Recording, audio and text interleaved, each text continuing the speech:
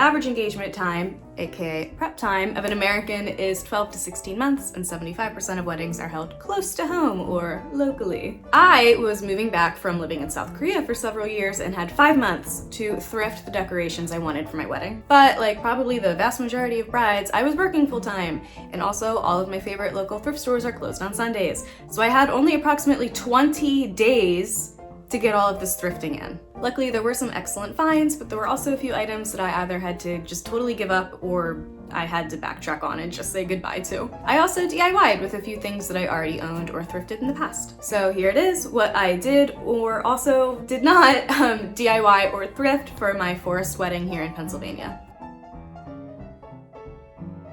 The biggest item for me were the brass candlesticks. This was a must for my vision, and we almost didn't make it. Like, we were wiping out the thrift stores of their brass candlesticks, and I mean, we were all on it. It was me, my mom, my grandma, whatever time we had, we were scouring. And when I said we almost didn't make it, I really think we had like 1 or 2 left to go, and my grandma found them like last minute. Like, we met in a parking lot somewhere for handoff, kind of last minute. Like, they weren't even like, oh my God. And also, half of them did just originally come from her house. So big shout out to grandma for like really helping make the brass candlestick vision happen. Those that were thrifted did of course need some TLC and a lot of polish to help clean them up. But because they were all thrifted, they were a bunch of different fun shapes and sizes, and I really loved the eclectic variation in the candlesticks. They really helped me nail my aesthetic, and I was obsessed with how it turned out. I thought it was so beautiful and so well done, and I'm really proud of us for making it happen.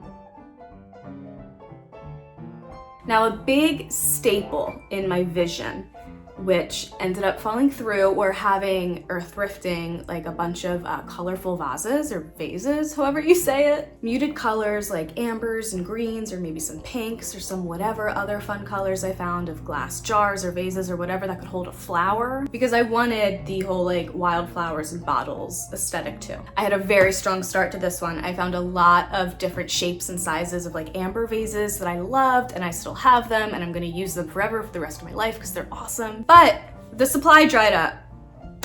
I just reached a certain point in time where none of the thrift stores had anything that I could have used. And one day I found myself in the local Hobby Lobby buying colored vases that were very cute. And Hobby Lobby, this is not your fault. You did everything you could with reasonable prices. But I got home and I thought about it and I was like, that's so not the point, to just go out and buy these vases when the vision was to have them be like thrifted and vintage and from all different kinds of places and whatever. So luckily, even though I had to kind of abandon that idea, the floral vendor that we did end up going with offered clear glass vases for the flowers free. So that's what we ended up using, and I do think they turned out really, really pretty. Just if I had more than 5 months or like basically 20 Saturdays, I really would have committed myself to finding and thrifting these colored vases. It was just a matter of running out of time. The next biggest thing that we thrifted was my favor table, and I don't know if it like really totally counts because I'm actually looking at it right now. This little vanity I've had for years. I thrifted it a long time ago, and it's been used as both a vanity, literally, and as like a desk, a very small desk in my bedroom at my parents' house for, again, years, a long time. And I love it so much, and it was so cute, and it's just like so totally my style. I wanted to incorporate it somehow and use different furniture that we already owned. So we actually turned this little vanity into the favor table. The middle section like folds up into the mirror part of the vanity. So we wrote a message on the mirror part, and my parents just had this like big slab of wood also in the house that we put on top to, you know, make up for the fact that there's now a hole because the mirror is up. And that was our favor table. And the favors were also a DIY situation. My bridesmaid and longest friend, Courtney, her stepdad / our family friend, is a beekeeper. By hobby, not by trade.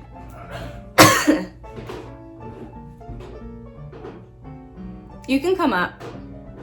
And he was gracious enough to let us buy like all of the honey from his bees that year, basically in bulk. And I think I just got some little jars on Amazon, and then me and my maid of honor, Maddie, sat and spent a painstaking afternoon cutting out little pieces of fabric from Joann's to put around the top of the jars to tie up and make them look real cute. Yes, we could have just used a table that the venue already had, right? And like, sure, maybe I could have found like a more affordable or cheaper favor, but the local honey from someone that we're close to and using our own furniture, like literally having pieces of our home at the wedding, like I loved it. There were really pieces of us there.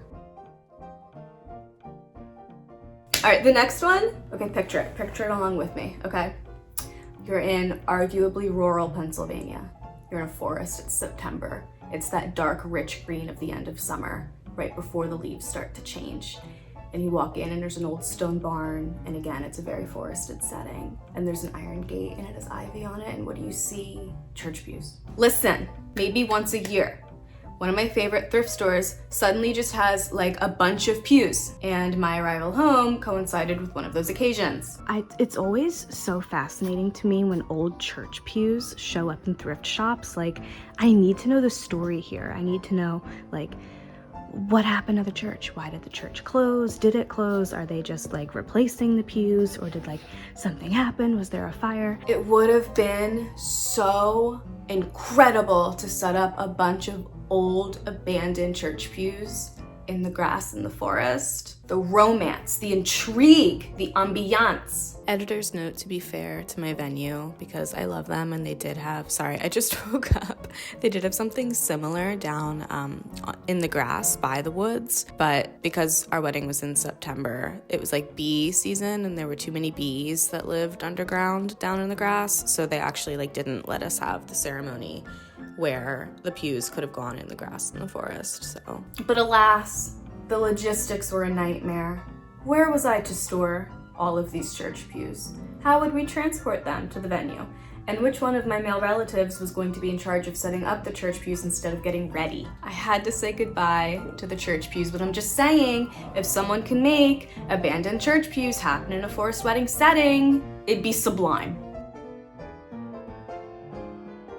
And the last like major thrift / DIY situation I'm gonna talk about, because there's a ton of like little things like decorations, but the last major thing is actually our photo backdrop. I saw the cost of photo booths and I said, no, absolutely not. I saw the cost of ordering a fun backdrop from Etsy and said, no, not when I have time, hands, and imbalanced chemicals hitting that Mario Kart Gold Star of adrenaline. So in one ADHD-fueled weekend, I once again descended onto the ye old local Joann Fabrics and purchased a bunch of ribbon. I think this took me just a couple hours to put together. It was just all in one night once I had actually purchased all the materials.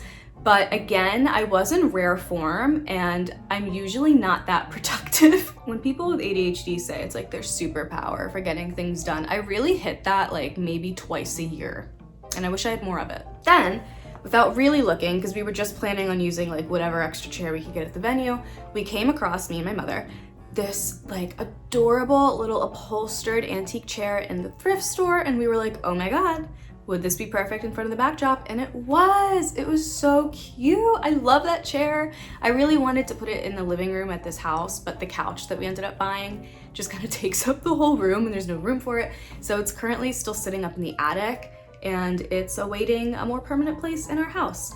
It might just stay in the guest room, but we'll see. I love this little chair. It was such a random and serendipitous find. All right, and we have our last big coulda, woulda, thrifted it, but ultimately decided it was a terrible idea situation. And it is like maybe kind of gross in hindsight. Let me know if you think it's gross. But growing up, there was a house in my neighborhood that had an old bed frame at like the foot of their driveway, like entrance to their property with like the family name on it. This was peak shabby chic era. And I always thought it was so cute. So when I saw a bunch of bed frames at different thrift stores, I was like, yes, I definitely want to do this. I definitely want to have a sign at the wedding somewhere using one of these bed frames. I'm just gonna wait and hunt and find the perfect one. What if I take an old headboard for a bed, paint it white, whatever, and write like, welcome to like Rachel and Andy's wedding or something on it, like a welcome sign. And then maybe we could have like other things on it, like written on it, like painted on it, like But the more I thought about it, the weirder it felt, like somehow both juvenile and suggestive. And what would I put on it? I didn't take Andy's name, so it couldn't have been a typical the enter man's family name here sign situation. Ceremony this way.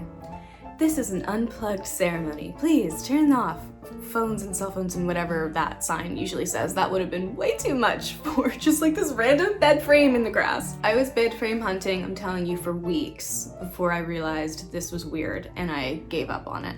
But if someone's like done it and it looked good, can you like send me pictures or something? Because I just couldn't get it to make sense in my head. But I still think like it could be cute, it could be well done, just not for us.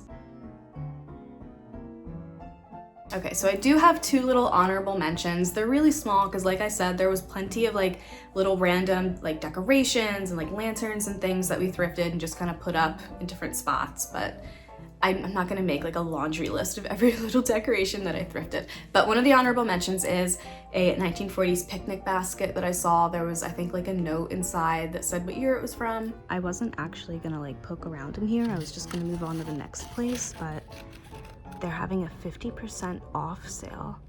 So $12 for like, I think I need it, right? Do I need this? It was so adorable and I used it to transport and kind of hold all of the dried flowers that we used for the confetti. And then after we were done with the confetti and the ceremony, it was just, I think, moved to like near or under either our table or the favor table, and it just kind of sat there for vibes. It was very fragile, it was slightly warped, but I did get emotionally attached to it very quickly, and for that reason it's an 8 out of 10. Our last little honorable mention are a couple of haunted little suitcases that were definitely stained. They were like a handful of dollars, and I was like, I could do so much with these, and once I'm done, I'll just bring them right back to the thrift store, baby. I don't even need to keep them. I'll just like re-donate them. And if Andy was like 3 minutes later in responding to my text, I would have impulsively bought these, but luckily he was like, absolutely not, put that down. Vibes were terrible, but they did make me smile, 6 out of 10. There were a few other like smaller DIYs, like the s'more station that we set up, and we brought our own cornhole, like games stations that we set up, again, like trying to utilize things that we had in the house that we already owned. Like I did look into like custom ordering our own like wedding cornhole set, and then I was like, why would I spend the money on this if I have my dad's that we could just bring? But overall, my romantic yet whimsical and eclectic vision really came together, and I was so happy and in love with the aesthetic and the look and the style of everything. And I'm so lucky that I live in an area with like good thrift stores, especially coming from living in Korea, where there really wasn't anything, at least not that I knew of or had access to. There were some clothing thrift stores, but not really for like furniture, decorations, or things like this. So yeah, that was what I thrifted for our wedding here in America. I hope you enjoyed. Now that we are new homeowners, we don't even have a bed frame here. That's a tangent. Now that we're new homeowners, we are trying to thrift and antique as much as possible for our house. I'm actually sitting in front of an antique light right now that I love, that I thrifted a couple weeks ago, months ago now, oh my God. And like, we don't even have a bedroom door, so there's plenty to do in the house. So if you're interested in following along for like furniture thrifting or our home renovation journey, go ahead and follow. And thank you guys so much for watching. I will see you next time. Bye.